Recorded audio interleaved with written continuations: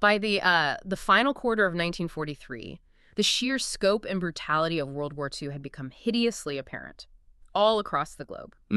We often think of this conflict in terms of these huge, sweeping offensives, but as winter approached, battle cries were ringing out everywhere. Everywhere. Yeah. From the mountains of Italy to the Pacific atolls. Exactly. It was a time when the true cost of Hitler's and Imperial Japan's ambitions was being tallied in the millions, and the horror, especially the systematic atrocities against the Jewish faith, was becoming just unavoidable. You're right to frame it as a crucial moment of, well, a realization.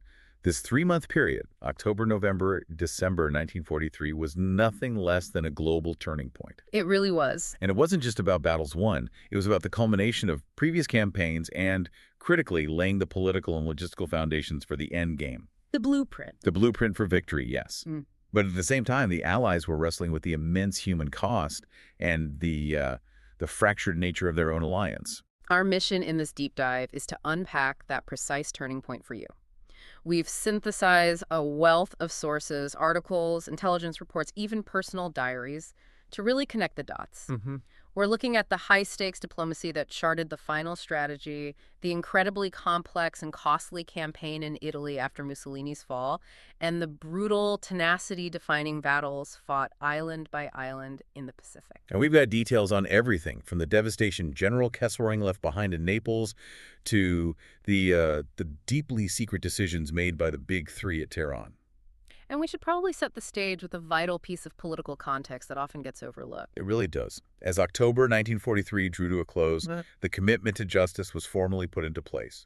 The Allies established the United Nations Commission on War Crimes. Which sends a very clear message. An undeniable public and documented message, it said. Those responsible for atrocities would be held to account. And the defense of just following orders, which would be so famously attempted later. At the tribunal. Right. That was explicitly outlawed before the war had even ended. This commitment gave a powerful moral urgency to the military fight. That urgency brings us immediately to Europe and to the political and military upheaval in Italy.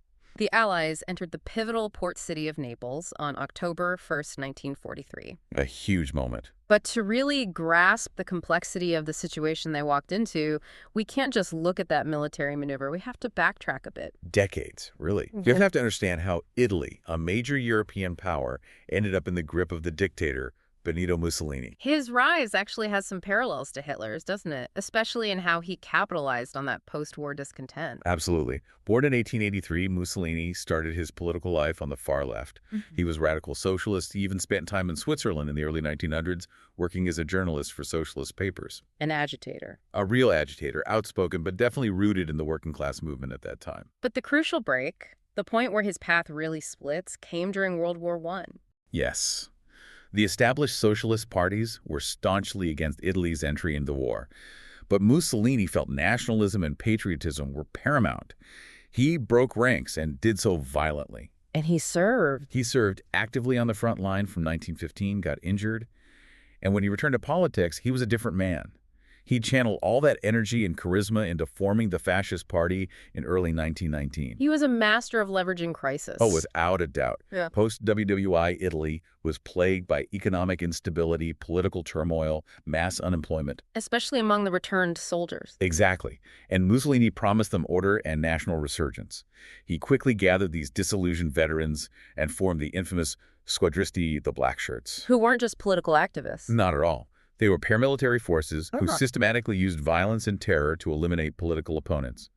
And often, they had the tacit approval of local authorities who were just desperate for some kind of stability. And once the fascist political wing was invited into a fragile coalition government in 1921, the descent into dictatorship was terrifyingly fast. The watershed moment was the staged march on Rome in October 1922, a clear act of political coercion designed to look like a popular uprising. But it carried the very real threat of civil war. And the response from the top was fatal. It was. King Victor Emmanuel III, instead of mobilizing the army to resist the fascists, which he could have done, he lost his nerve. He invited the self-styled Deuce to form a government. And by 1925? By 1925, Mussolini had completely dismantled every democratic institution. He was the undisputed dictator.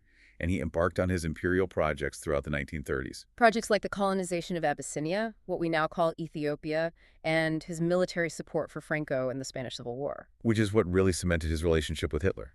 That relationship led to the Pact of Steel in May 1939, and Italy officially joining the Axis via the Tripartite Pact in September 1940. But here's the critical point that I think often surprises people who assume the Axis was a partnership of equals. Right. Italy was militarily weak. Verging on being a broken nation long before 1943. They suffered catastrophic defeats against the Greeks in 1940. And were repeatedly humiliated in North Africa by 41. In reality, Italy required massive sustained German intervention just to stay in the war. It was less an ally and more a drain on Hitler's resources. Which is precisely why, once General Montgomery had decisively secured North Africa for the Allies, the focus immediately shifted to Italy. The soft underbelly of the Axis. Exactly. It was the logical next step. And Operation Husky, the shocking invasion of Sicily in July 1943, was the strategic military blow that finally shattered Mussolini's political authority. It led directly to his removal from power and his immediate arrest. King Victor Emmanuel III suddenly found himself in charge again, appointing Marshal Badoglio to lead a new government. Which created this profound, almost paralyzing dilemma for them. A terrible one. They desperately wanted out of the war, but they feared the Allies in the South, and they absolutely knew that if they surrendered, their supposed allies, the Nazis would turn on them instantly and brutally. And that fear was terrifyingly well-founded. Oh yes. Hitler viewed Mussolini's downfall as a profound betrayal. He was still smarting from the strategic defeat at Stalingrad, and he just couldn't afford to let events in the Mediterranean undermine his entire southern flank. He immediately ordered plans to liberate Mussolini, which was achieved by Otto Skorzeny in a daring glider raid. Mussolini was restored as a puppet dictator in the German-occupied North after Italy unconditionally surrendered to the Allies in early September. So the nation was instantly fractured. It became both a theater of war and a victim of its former ally all at once. And this rapid, violent fracturing brings us back to October 1st, 1943, and the critical port of Naples. Right. When the Allied forces entered the city, they found a populace that had already decided the outcome. The citizens, known for their fiery independence, had staged a 4-day revolt against the German occupation. And it was sparked by what? German soldiers trying to loot a local shop? That was the final straw, yes. It just goes to show how tense things were. So the Allies were assured of immediate, if chaotic, civilian support. But that support was forged in the fire of what General Kesselring, the German commander, did before he retreated. He executed a massive, methodical, scorched-earth policy. It wasn't just designed to delay the military. It was designed to render the entire city unlivable. This wasn't incidental destruction. No, this was strategically motivated sabotage aimed at creating a logistical blockade. We're talking about the systematic destruction of every piece of civilian and military infrastructure. All communications severed, transport systems useless. The entire water and power infrastructure destroyed, every significant bridge bombed, railway tracks ripped up, and most crucially for the Allied advance, the magnificent harbor was completely filled with sunken ships and mines. Kesselring knew exactly what he was doing. He knew the Allies relied on ports to sustain their armies. He correctly anticipated that dealing with this engineering and humanitarian catastrophe would stall their advance toward Rome for weeks, maybe even months. And the Allies were instantly faced with the survival of over 800,000 civilians who were suddenly reliant on them for everything. Food, water, medical care. It was a humanitarian disaster designed explicitly to overwhelm the military's capacity. Yet here is one of the most remarkable logistical details of the entire European campaign. It really is. It speaks volumes about the American and British engineering capacity, despite the utter devastation. The depth of the wreckage Kesselring inflicted. The port of Naples was repaired, cleared, and declared functioning again within just 1 week. 1 week? Think about that effort. Clearing massive submerged ships, neutralizing mines, repairing piers, all under immense pressure. That ability to restore functionality so rapidly was crucial for sustaining the push north. And that restored logistical pipeline fueled the continued military push, even as the political situation accelerated. On October 13th, less than 2 weeks after the Allies secured Naples, the king and the new Italian government formally declared war on Germany. Italy had officially changed sides, solidifying the new, brutal battle lines running right through the rugged terrain of the Apennine Mountains. And the fighting was now fierce and focused. The main German defensive position, the Volturno Line, was situated about 20 miles northwest of Naples. using the challenging river and mountain terrain. The Canadians forced a withdrawal from the coast at Termoli on October 6th. And by the 12th, the U.S. Fifth Army had crossed the river, breaching the line and pushing the Nazis further north. The advance was successful, but is becoming a slow war of attrition. But the brutality Hitler sanctioned extended far beyond the immediate Italian front. We have to emphasize the chilling nature of the German reprisals against those Italians who had defected. The horrific massacre of 5,000 Italian soldiers who had already surrendered on the Greek island of Cephalonia. A stark example. Surrender offered no protection. Hitler's message was clear. Betrayal meant execution. And as the military focus shifted, the target of the Gestapo and the SS shifted with terrifying speed towards the Jewish population. They were suddenly exposed in this former Axis nation. On October 3rd, the Gestapo ordered all Jews in Athens to register. Then, just 6 days later, on October 9th. Which was Yom Kippur, the Day of Atonement. Significantly, yes. The SS began targeting Italian Jews directly. 100 Jews from Trieste were rounded up on that sacred day and sent directly to Auschwitz. We know that not one of them survived. So this confirmed the immediate, horrifying shift. Without the nominal protection of being part of the Axis, the Jews of Italy instantly became priority targets for the final solution. The largest and most visible attempt at mass deportation happened on October 16th in Rome. SS officers launched a full-scale raid, seizing over 1,000 Italian Jews. But it wasn't the clean sweep the Nazis had intended. No, not at all. Due to truly immense acts of defiance from the general Italian populace and the Catholic Church. Over 4,000 Jews were instantly taken in, given refuge in private homes, monasteries, convents. And critically, nearly 500 were actively hidden inside the Vatican itself, granted sovereign immunity. This massive, coordinated effort thwarted the Nazis' attempt at a complete, large-scale deportation in Rome. It just shows that even amidst the horrors, there were these organized, life-saving acts of moral courage. These visceral events in Italy, the betrayal, the resistance, the scorched earth, they provided the urgent backdrop for the high-stakes diplomacy that was simultaneously forging the endgame strategy on a global level. Right. With the military advance stalled in the Apennines, the leaders of the Allied nations had to figure out how to coordinate their strategy globally, uniting a highly complex and often suspicious alliance. The unity was profoundly uneasy. You have to remember the context. Russia, after all, had been linked with Hitler through the Molotov-Ribbentrop Pact until Operation Barbarossa in 1941. It took Churchill and Roosevelt rapid, intense effort to recruit Stalin and keep him committed to the cause.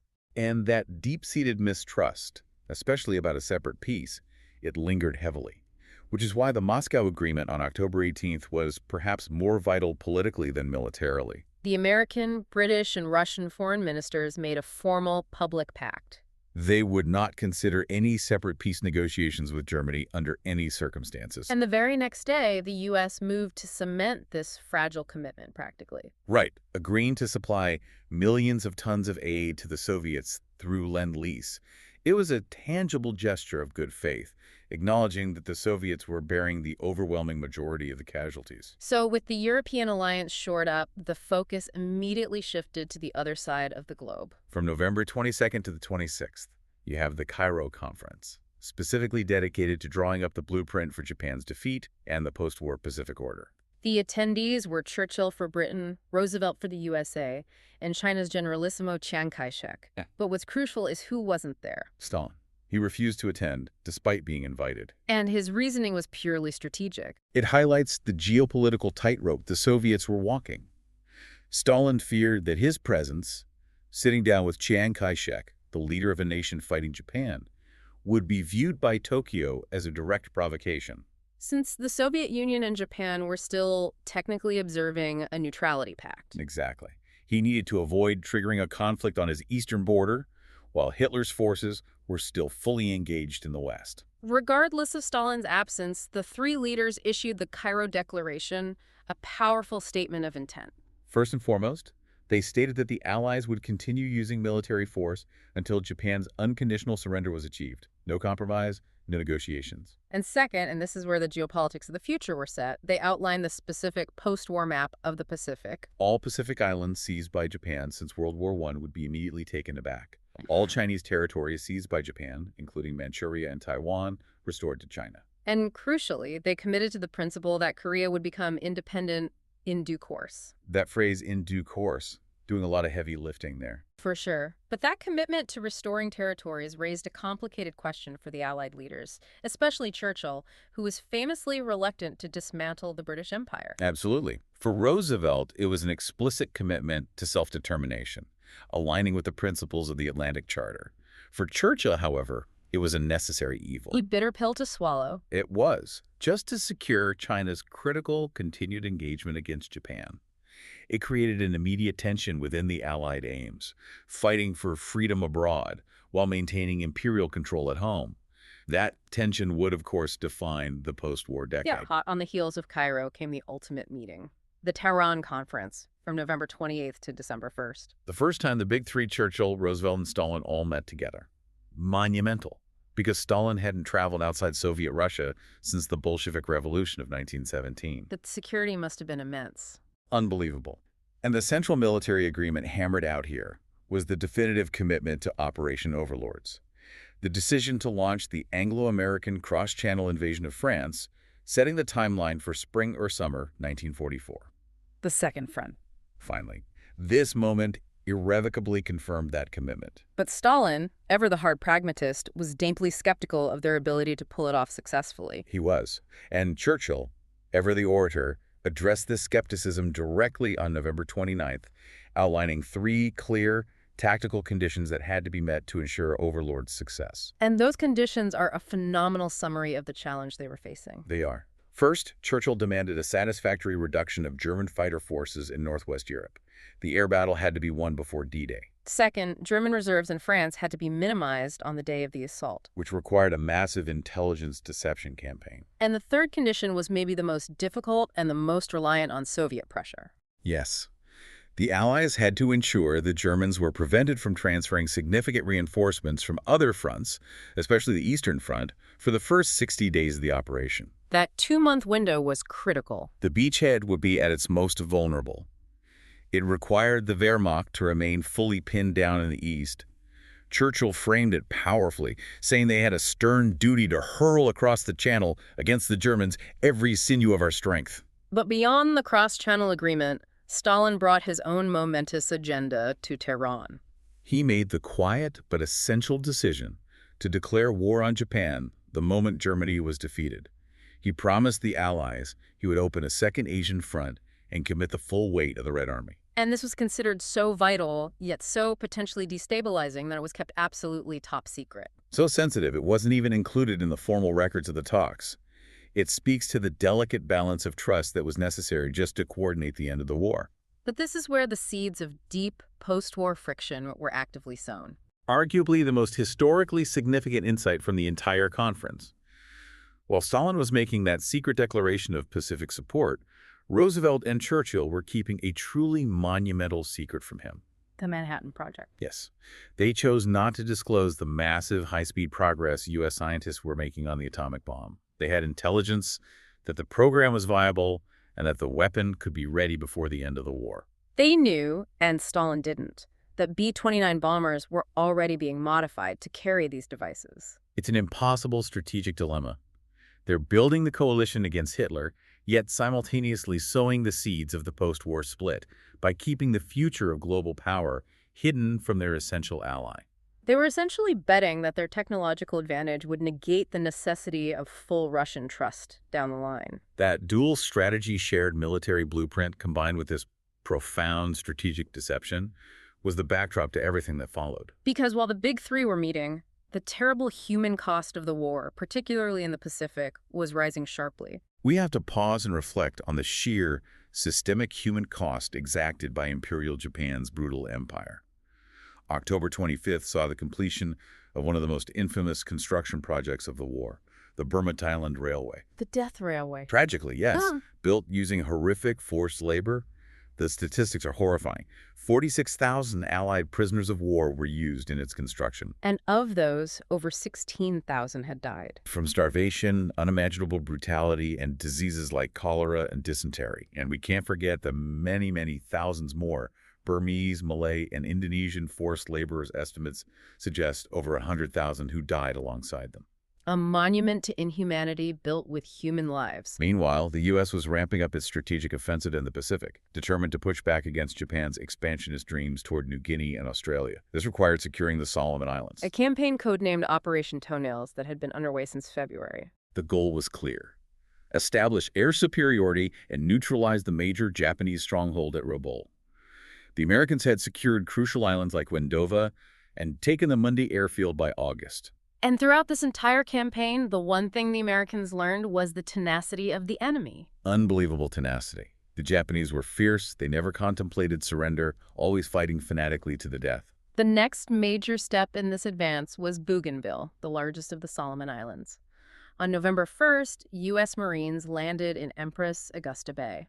They were supported by an impressive naval task force commanded by Rear Admiral Aaron S. Merrill, whose innovative approach to naval warfare would prove decisive. And what's fascinating here is Merrill's use of technology. He was the first U.S. Rear Admiral to utilize radar effectively to coordinate his surface fleet's movements and fire. A genuine tactical edge. During the landing, Merrill executed a tactical retreat under a screen of smoke. The Japanese commander, believing he'd forced the American fleet into retreat, misread this entirely as a major victory. A fatal miscalculation. It was. Unbeknownst to them, Merrill's task force was fully operational and waiting. And even more critically, 2 large U.S. aircraft carriers raided Rabaul on November 5th. The primary Japanese stronghold in the region. They inflicted heavy, crippling losses on the Japanese fleet and ground facilities, completely neutralizing the ability of Rabaul to threaten the Marines on Bougainville. So securing the Solomons was absolutely crucial, not just for air superiority, but strategically. It shifted the momentum decisively in General MacArthur's broader offensive strategy. But the true shock to the American system, the starkest demonstration of Japanese tenacity and the bloody price of island warfare, came with Operation Galvanic. Aimed at securing the Gilbert Islands. These islands were strategically vital, lying on the critical path for the long advance toward the Philippines and the Marianas. And even before the first boot hit the sand, the operation was marred by tragedy. On November 19th, the USS Sculpin, a submarine, was sunk. And the loss itself was tragic. But the circumstances surrounding one officer made it a story of profound sacrifice. Aboard the Sculpin was Captain John P. Cromwell. He wasn't the sub's normal captain, but he had been fully briefed on the highly detailed, secret plans for Operation Galvanic. As the vessel sank, and with capture imminent, Cromwell made an almost unimaginable, calculated choice. He knew the extreme Japanese interrogation methods. And he chose to go down with a submarine rather than risk revealing the operation's complex blueprint under torture. It was a conscious, strategic decision. He understood the knowledge he carried was literally worth more than his own life. He was posthumously awarded the Medal of Honor for that. And his sacrifice ensured the success of the coming operation remained secured. That operation began the very next day, November 20th. At Makin Island, over 6,000 U.S. troops landed against a garrison of only 300 highly trained Japanese soldiers and about 500 conscripted Korean laborers. So, on paper, a rapid rout. It should have been. Yet the Japanese utilized fortified defenses, making the battle bitterly contested, resulting in unexpectedly high American casualties. And the losses were tragically compounded at sea. The U.S. escort carrier, Lscombe, was torpedoed, leading to a massive explosion and the deaths of 644 of its crew. And then, an accidental tragedy aboard the USS Mississippi during the bombardment. A turret exploded, killing another 43 Americans. The heavy price. A very heavy, often accidental price tag that the military had to absorb. But the truly devastating moment, the one that forced a national reckoning back home, was the Battle of Tarawa Atoll. Lasting just 76 hours. 6,000 U.S. troops assaulted a defense force of 5,000 dug-in, dedicated Japanese defenders. The resulting bloodbath redefined the American perception of the Pacific War instantly. The logistics were hampered when unexpectedly low tides prevented many landing craft from crossing the coral reef, forcing Marines to wade hundreds of yards under intense machine gun and mortar fire. And the Japanese had fortified the island meticulously. The Americans lost more than 1,000 men killed and over 2,000 wounded in just those 76 hours. And look at the Japanese statistics, which underscore their no-surrender policy. How many survived? Of the vast defending force, only 1 Japanese officer and 16 men survived, alongside 129 conscripted Korean laborers. It was a fight to near complete annihilation. And here is where the impact on the American home front becomes historically crucial. The news reports following Tarawa were largely unrestricted. For the first time, photographs of America's dead young men floating in the water, pictures of true carnage, were published in major U.S. magazines. It ended the protective bubble of heavy censorship. It was hugely shocking. Mm. For the first time, the American public realized that the Japanese were going to put up a long and terrible fight, making victory far more costly in blood than had ever been anticipated. The psychological landscape of the war back home shifted profoundly. And that shock forced immediate tactical shifts. It did. When the Americans moved on to Adolma Atoll, they reevaluated. They chose to rely solely on massive naval gunfire and air bombardment to clear the small Japanese garrison, avoiding a costly ground assault. Then the result. Telling. Of the 25 Japanese defenders, only 14 were killed by the gunfire. The remaining 11 committed ritual suicide rather than surrender. This confirmed, yet again, that the policy of no surrender was not merely propaganda. It was a deeply ingrained commitment. So as 1943 nears its end, we see the Allies achieving their strategic goals. The blueprint is set, the Solomons are secure, but the price is astronomical. It forced a new realism about the grueling, protracted nature of the fight in both theaters, the Mediterranean and the Pacific. And that new realism was equally present, though hidden from the outside world, within the highest echelons of the Nazi leadership. Yes. Adolf Hitler, dealing with a constantly expanding perimeter and another brutal Russian winter, finally issued Directive 51 on November 3rd, officially warning his commanders of the imminent Anglo-American invasion of Western Europe. And we get a chilling insight into the true state of German morale and military strain from propaganda minister Joseph Goebbels' own personal diary. On November 2nd, the day before Hitler's directive, Goebbels noted with alarm that over 9,000 German soldiers had been killed on the Eastern Front in just 9 days. 9,000 in 9 days. He was recognizing the unsustainable math of the war of attrition. He admitted in that diary entry, and this is a direct quote that speaks volumes, "We cannot sustain such a drain for long. We are in danger of slowly bleeding to death in the East." So whatever the public face was projecting, the highest-ranking officials knew the strategic reality was dire. And adding to that dire reality was the unrelenting British bombing campaign. On the night of November 22nd and 23rd, the British launched a massive night raid on the German capital, dispatching 764 bombers to attack Berlin. The effect was devastating. The precision was surprisingly good, with direct hits on the Admiralty and the Air Ministry. But the effect on the civilian population was apocalyptic. Civilian casualties were immense, with 1,737 Berliners killed and, tragically, 100 crushed to death in one underground shelter. So for the average Berliner, their leadership, which had promised total immunity, couldn't even keep the power grid running. Let alone keep them safe. The raid was repeated the next night. No heat, no light, no water for days.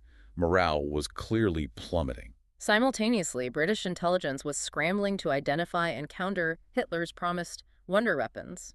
They paid particular attention to a rare visit by the Führer, who was becoming increasingly reclusive, to a flying bomb test site in northern Germany. The significance of Hitler leaving his Wolf's Lair HQ couldn't be overstated. It signaled the extreme importance of these new V-weapons. Intelligence speculated these missiles could weigh up to 7 tons and pose an existential threat to British cities. This information prompted Churchill's government to put 2 major plans into action. First, prepare for the worst. Yes, putting plans in place to ready millions of hospital beds for the anticipated civilian casualties from V-1 strikes. And second, They instigated Operation Crossbow, a systematic, high-priority campaign to use reconnaissance and aerial bombardment to strike any suspicious construction site in northern France, identified as housing these weapons. and as the year concluded, the final crucial pieces of the Overlord command structure were slotted into place. The Allies needed a supreme commander who could manage the egos and logistical complexities of the largest amphibious invasion in history. On December 7th, Roosevelt appointed General Dwight D. Eisenhower, And he was chosen not necessarily for his fighting prowess. but for his immense diplomatic talent. He was calm, level-headed, and possessed the ability to manage the famously strong-minded and often prickly British and American generals.